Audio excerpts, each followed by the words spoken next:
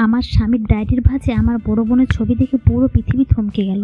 নিজের চোখকে বিশ্বাস করতে কষ্ট হচ্ছে। আজ আমাদের পঞ্চম বিবাহ বার্ষিকী। কত সারপ্রাইজ না প্ল্যান করেছিলাম, কিন্তু নিজের সারপ্রাইজ হয়ে গেলাম। ডায়েরিতে খুব সুন্দর করে লেখা ছিল, ভালোবাসি প্রিয়তমা। বুকের ভেতরটা কেমন জানে ধক করে উঠল। পুরো ডায়েরিতে হাজারো প্রেমের বর্ণনা লেখা আমার স্বামী আর আমার বড় বোনের। প্রতি ডায়েরির পাতায় যেন তাদের এই ভালোবাসার সাক্ষী। চোখটা কেমন যেন ঝাপসা হয়ে আসছিল। আমার মনে হচ্ছিল আমার পুরো পৃথিবীটাই মিথ্যা। খুব রাগ হচ্ছিল তাদের উপর। এভাবে আমাকে ঠকানো হলো। হঠাৎ চোখে পড়লো ডায়েরির শেষ পাতায়, আমাদের ভালোবাসা এভাবে ভুলে গেলে। আমার প্রথম ভালোবাসা তুমি, আমার প্রথম অনুভূতি তুমি। আমাকে এইভাবে ঠকালে কেন? এমন করলে আমার সাথে? তোমরা দুই বোন মিলে আমাকে জ্যান্ত লাশ বানিয়ে দিলে। যেদিন তোমাকে বিয়ের জন্য প্রপোজ করব বলে তোমাকে সারপ্রাইজ দিতে গিয়েছিলাম, তার আগে তুমি আমাকে এত বড় সারপ্রাইজ দিলে যে আমার পুরো পৃথিবীটাই থমকে গেল। তুমি আমাকে বললে তিন্নি নাকি আমাকে ভালোবাসে, আমি যাতে ওকে বিয়ে করি। তোমার আদরে ছোট বোন, কোনো অবদান তুমি অপূর্ণ রাখোনি, আজও রাখবে না। তখন খুব বলতে ইচ্ছা করছিল, আমাকে কি তোমার খেলনা মনে হয়? তোমার ছোট বোন চেয়েছে আর তুমি দিয়ে দেবে? যাকে ছোট থেকে নিজের বোন ভেবে এসেছি তাকে কিভাবে বিয়ে করব? আর আমাদের এতদিনের ভালোবাসা কোনো দাম নেই? বাট কিছু বলতে পারিনি ওই দিন। কেন কথা যেন বের হচ্ছিল না। তুমি কান্নারত অবস্থায় যখন আমাকে জড়িয়ে ধরে বললে আমি যাতে তোমার ছোট বোনকে বিয়ে করিনি, বিশ্বাস করে মনে হচ্ছিল তোমাকে খুন করে ফেলি। এর থেকে ভালো হয়তো আমাকে খুন করে ফেলতে নিজের হাতে। তুমি যখন বললে আমি তিন্নিকে বিয়ে না করলে তুমি সুসাইড করবে, তখন আমার তোমাকে দুনিয়ার সব থেকে স্বার্থপর মানুষ মনে হয়েছিল। তিন্নিকে বিয়ে না করার জন্য কোনো রাস্তা তুমি খালি রাখোই না আমার জন্য। যাওয়ার সময় তুমি যখন বলেছিলে ভালো থাকবে, তুমি তখন তচ্ছলর হাসি দিয়ে বলতে ইচ্ছে করছিল, হ্যাঁ অনেক ভালো থাকবে। ভালো থাকার জিনিসটাই তো আমার থেকে কেড়ে নিলে তুমি। আরে কিছু লেখা নাই। দীর্ঘ এত বছর পর এমন অপ্রিয় সত্য সামনে আসবে কোনোদিনও ভাবতে পারিনি। আমি যেন পাথরে গিয়েছি। এত বড় পাপ আমার দ্বারা হয়ে গেল।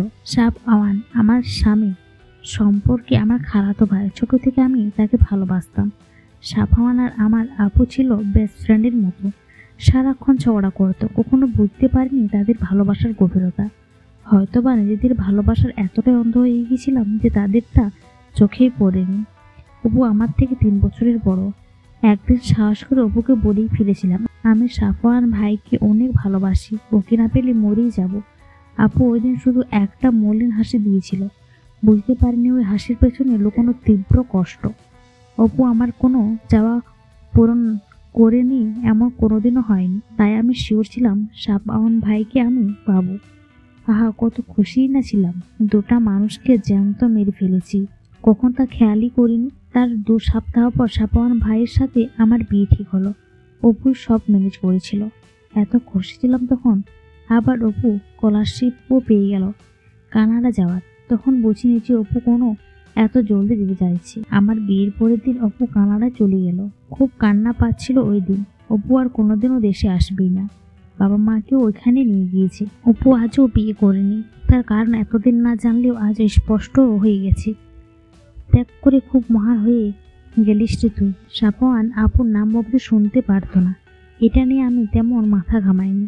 সাফওয়ান আমাকে সব দিয়েছে, কোনোদিন কিছুতেই কমতি রাখিনি। কিন্তু তবুও কথায় যেন একটু কমতি ছিল, সেটা হলো ভালোবাসার। ও এখনো অপুকে ভালোবাসে। আমার প্রতি আছে মায়া, দায়িত্ববোধ। আর নিজেকে বড় অসহায় মনে হচ্ছে। অপু আর সাফওয়ান অনেক মহান। তাদের মহান হওয়ায় চোখ করে আমাকে বড্ড ছোট করে দিয়েছি নিজের কাছে। পেছন থেকে আমার 2 বছরের মেয়ে আমার শাড়ির আঁচল ধরে টানছে। ওকে কোলে নিয়ে খাইয়ে দিয়ে ঘুম পাড়িয়ে দিলাম। ডায়েরিটা যেখানে ছিল সেখানে রেখে দিলাম। নামাজ পড়তে বসে নিজের অপরাধের জন্য ক্ষমা চাইলাম আল্লাহর কাছে। মনে হচ্ছে অপু আর সাফওয়ানের পায়ে ধরে মাপ চাই।